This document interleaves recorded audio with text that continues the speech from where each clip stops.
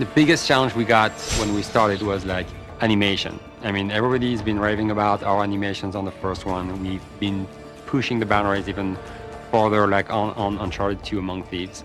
And we're like, okay, that's great, but how are we gonna make that work online? I remember I got really excited when I got on my monitor like 2 drakes running around. I called everyone in the office, say, hey guys, come on over. And like everybody like saw right away the potential. We were like, okay, that's huge. We spent a lot of time working on our technology to just bring animations across the network so that you can see the other players at the same quality you would see just like NPCs or enemies in a game.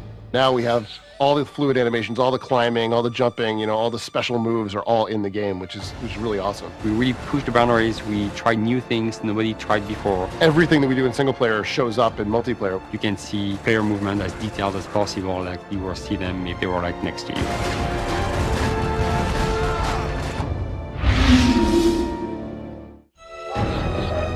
So when we started to work online, we also want to make sure the experience for the player would be just as simple as it is when you play single player. So you hit start, you start the game, you play. I can very quickly jump online, hit our matchmaking system. There's no waiting around, there's no nothing. I'm pushing a button, I'm in the game. I'm finding people of like skill, so it's bouncing me up and down and putting me into the right level, so I know that every game I play is going to be fun. You know, I'm going to be constantly challenged, but it's not going to be too hard. Also, something that's very important is be able to play with your friends, and that's why we create our party system. If I have a bunch of friends online, I can very easily invite them to join my party. I can see them in their party, jump in with them with one button press. So that if you go and make a custom game, they're going to play that custom game with you. If you go in matchmaking, they're going to come and be in your team and follow you in your matchmaking. So that's key, because a lot of people want to play with their friends too. It's super important, like to be able just to chat with your friends and make fun of them sometimes if they die and stuff like that. We made it like really extremely easy.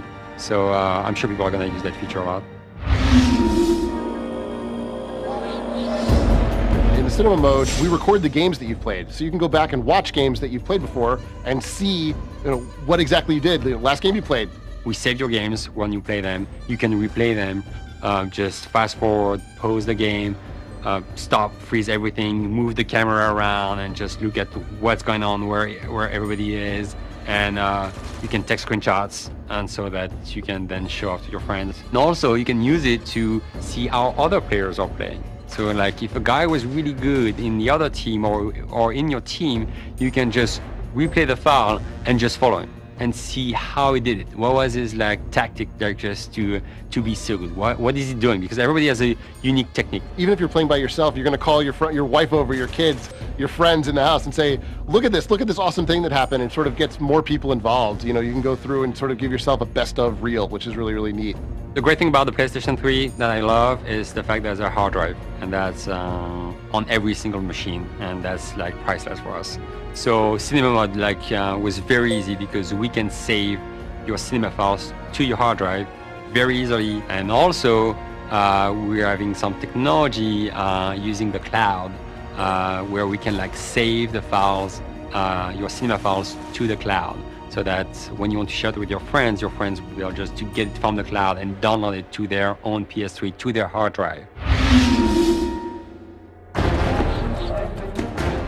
Ultimately, statistics are sort of the rawest form the game takes. So as a designer and as a player, it's important that we're able to see those things so we know where the game is unbalanced. I would never be able to make the game fair if I couldn't tell what the statistics were for any given map in any given mode. We have to be creative because PSN is free, and I love that. It's the fact people can just play online games for free at any time, and that's huge.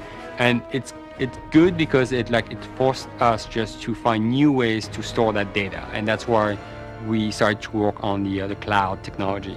Things that I thought were cool maybe didn't work. Maybe there was too many deaths there. Maybe maybe nobody ever went there. Those kind of things were very, very easy for me to see because we did track so many statistics all the way along. The stats are the biggest thing for the players. They want to know how they're doing. We have competitions going on, and they want to be able just to go on the website and just look at the results of the game and take the result of the game and be able just to define who's winning the tournament. One of the best features of Uncharted 2 is the ability for us to live update the game, which means we don't have to patch. It's completely transparent to the player. every time you start the game, you go on multiplayer here at the bottom, you're gonna connect to our servers and you're gonna sync the latest data. And it's completely transparent, it takes no time, so that if we see there's a big advantage point on the map that we need to fix, we can do that. We can do that without people knowing about it. And it's good because it makes the experience better for everyone. The game has to be fair, and that's very important. If we want to update models in the game, it's very, very easy for us to do that. If we want to update game modes, or even just tweaking numbers having to do with the explosive damage, let's say, or the damage of the guns, if we find that something's overpowered or in the wrong place even, we can update all those things. We want to be able just to keep pushing new things to the players even after we ship. And that was a big part of our technology too. And we're using the cloud for that too, where we store all our files just that you need to update on the cloud. And again, it's all free and it's all good.